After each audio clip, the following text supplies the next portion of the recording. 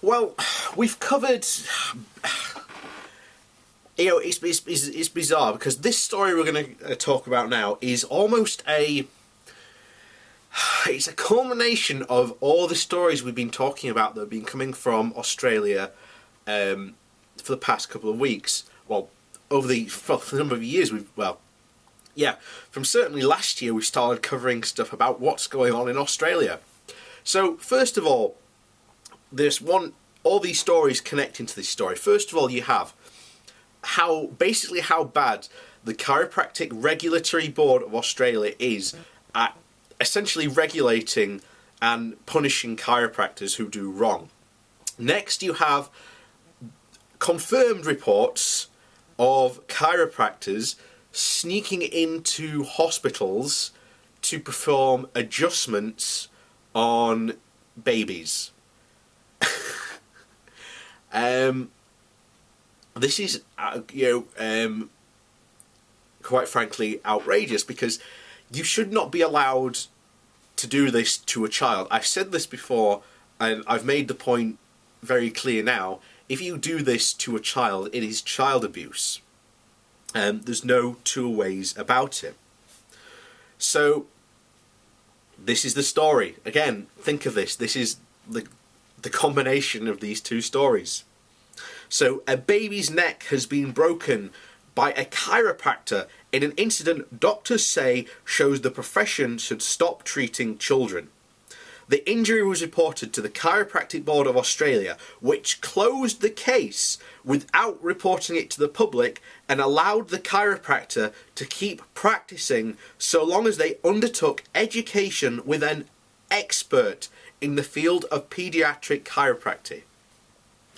So basically, rather than saying or taking away his license, which he should have basically lost, because he was performing a chiropractic adjustment on a baby, which he admitted he doesn't have the full knowledge to be able to do.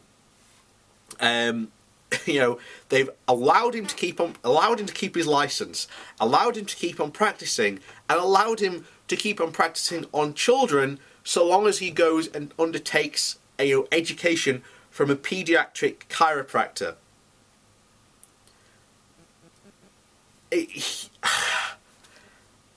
That's just so stupid and unbelievable. It just boggles my mind. So, the Sun Herald has also seen evidence that chiropractors have been entering Sydney hospitals, including neonatal intensive care wards and surgical wards, to treat patients without the required permission. The New South Wales Health has warned that any chiropractor working in a hospital without permission could put a patient at risk. And while the Australian Medical Association, the NWS, says the behaviour is outrageous. And I agree with them. It's completely unbelievable, to be honest.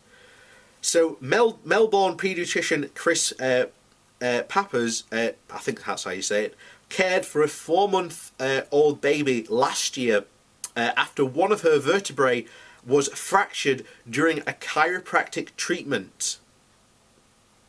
I'm not sure how you say this, torticollis, I think that's how you say it, torticollis. It's an abnormal neck position that is usually harmless. He said the infant was lucky to make a full recovery. Another few millimetres and there would have been a devastating spinal cord injury and the baby would have either died or had severe neurological impairment or quadriplegia, he said. He complained to the Australian Health Practitioner Regulatory Agency, which referred the case to the Chiropractic Board. 3 weeks ago he received a letter saying that case had been closed after the chiropractor committed to completing further education, which is unbelievable. He should basically lose his license to practice. He said he was concerned by the decision and was an endorsement of chiropractic treatment for infants where there was no scientific evidence to support it. Quote, I think they have put the chiropractor's interests before the interests of the public, he said. Treating infants is inappropriate and it carries very small but real risk of causing damage, and in some cases devastating damage. A review published in the Pediatrics Journal in 2007 also found serious adverse events and effects relating to spinal manipulations of children, including brain hemorrhage and paraplegia. However, the president of the Chiropractic Association of Australia, Lauren Tussell, says chiropractic treatments is as safe for children as it is for adults, and that chiropractors should be able to treat patients in hospitals if authorized.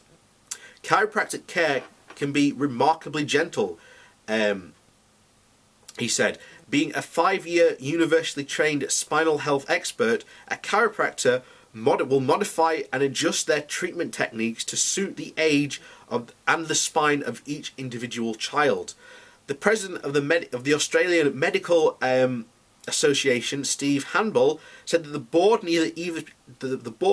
needed to either produce evidence supporting chiropractic treatment for children or rule out pediatric care completely.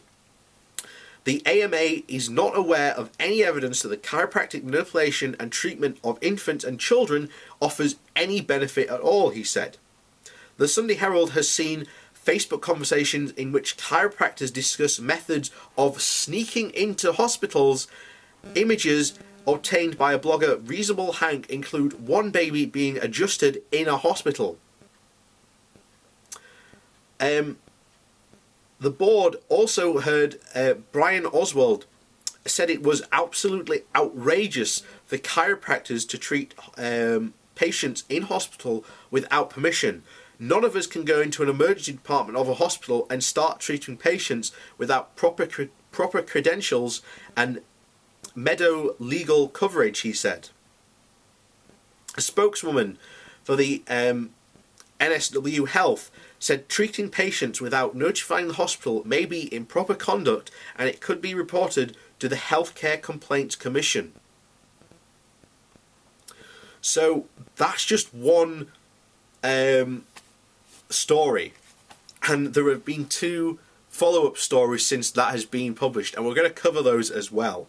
So stay tuned for that, because this Australian Chiropractic Board is just absolutely unbelievable, and it's just completely off the rails. It's absolutely insane.